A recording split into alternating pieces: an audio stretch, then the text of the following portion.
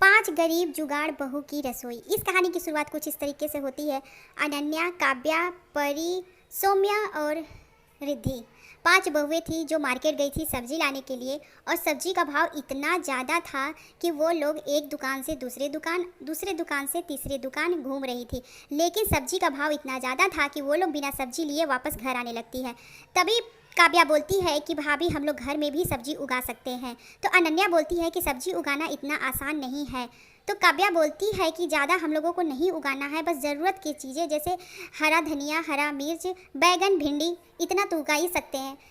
उन लोगों को काव्या का आइडिया अच्छा लगता है और घर आते समय रास्ते में से थोड़े से बीज भी खरीद कर लाती है और घर के आंगन में लगाने लगती है।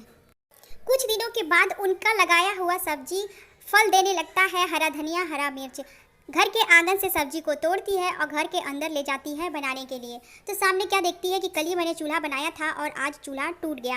अनन्या जाती है घर के बाहर, सूखी हुई लकड़ी लेकर के आती है और 2-4 ईटा को रख कर बीच में लकड़ी रखकर आग जला देती है। सभी बहुएं सोचती हैं कि वाह, अनन्या का तो ये जुगाड़ काम कर गया और चूल्हे में आग अच्छी तरह से पकड़ लिया। फिर एक बहू उस पर खाना बनाना स्टार्ट करती है।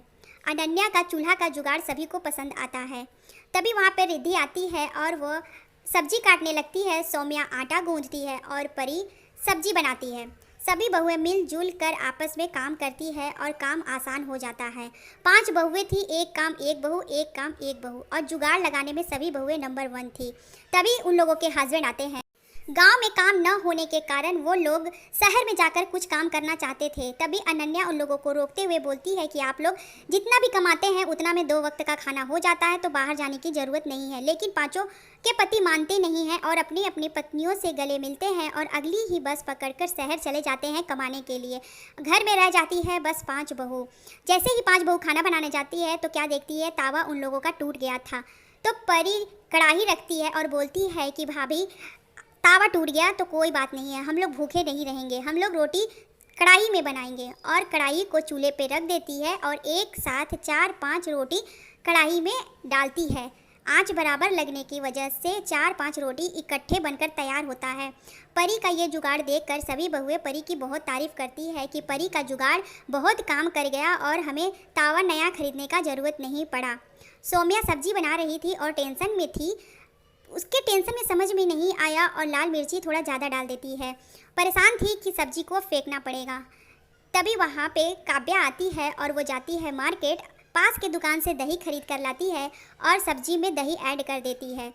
सौम्या बोल रही थी कि सब्जी खराब हो जाएगा, दही मत डालिए, लेकिन परी बोलती है कि भाभी, सब्जी को चेक करके देखिए, सब्जी कितना टेस्टी लग रहा है। सभी लोग खाना खाने के लिए बैठते हैं। फिर एक समस्या उत्पन्न हो जाती है।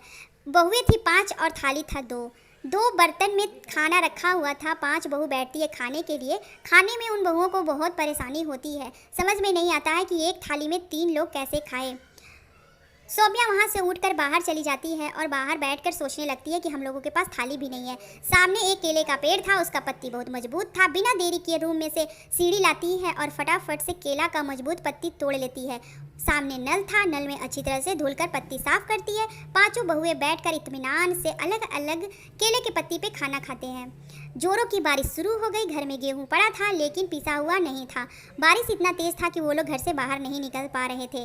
तभी रिद्धि बोलती है कि मैं जुगाड़ लगाती हूँ और मैं घर में ही आटा पीसूंगी। रिद्धि का ये जुगाड़ सुनकर सभी लोग तो पहले चौंक जाते हैं। रिद्धि जब पानी बंद होता है तो वो घर के बाहर जाती है, थोड़ा सा सीमेंट लेकर के आती है और उसे पानी में घोल कर एक ढांचा तैयार कर लेती है। जब वो ढांचा सूख जाता है तो सेम वैसा ही एक ढांचा और बनाती है चक्की के डिज़ाइन का और एक लकड़ी की सहायता से दोनों को आपस में जोड़ देती है और बैठकर थोड़ा थोड़ा गेहूं डालकर पीसना स्टार्ट करती है। देखते ही देखते एक ड्रम भर कर गेहूँ पीस जाता है और इस जुगाड़ से बाकी की बहुएं बहुत खुश होती हैं। धीरे धीरे करके उन लोगों का ये चक्की वाला आइडिया पूरे गांव में फैल जाता है। गांव की औरतें अपना गेहूँ लेकर के आती है इन बहुओं से आटा पिसवाने के लिए और उसके बदले में वे बहुएं पैसे लेती थी और जो घर में सब्जी उगाई उसको भी बेचकर घर में कुछ आमदनी का जरिया होने लगा। धीरे धीरे करके इन लोगों का ज़िंदगी सुधरने लगा। अनन्या चटनी पीस रही थी और मन में सोच रही थी कि हम लोगों की ज़िंदगी तो भाई जैसे तैसे बीत रही है और आमदनी भी कुछ होने लगी है। पता नहीं हम लोगों के हस्बैंड हस्बैंड कब आएंगे, धीरे धीरे 5 महीना हो गया, पता नहीं किस हालत में है। तभी दरवाजे पे दस्तक होती है, पांचों के पति आ जाते हैं, पैसा ढेर सारा कमा कर, और गांव में ही अपना कारोबार स्टार्ट करते हैं। धीरे धीरे मेहनत करते जाते हैं और अपनी ज़िंदगी को सभी लोग सुधार लेते हैं और खुशहाल हो जाते हैं।